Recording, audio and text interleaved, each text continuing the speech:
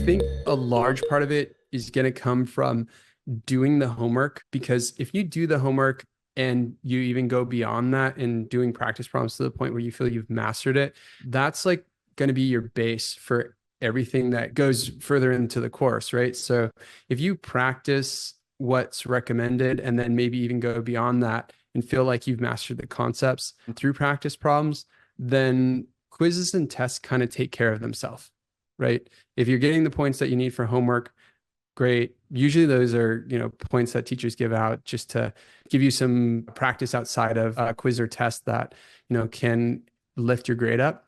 Whereas quizzes and tests, they're about speed and efficiency. And if you've taken the time to do the homework, you're going to build speed and efficiency having that practice. But then if you go beyond that and really just work on mastering the concepts and doing extra problems beyond the homework set, you'll boost your speed and efficiency in problem solving as well. And you're more likely to score high on your quiz or tests.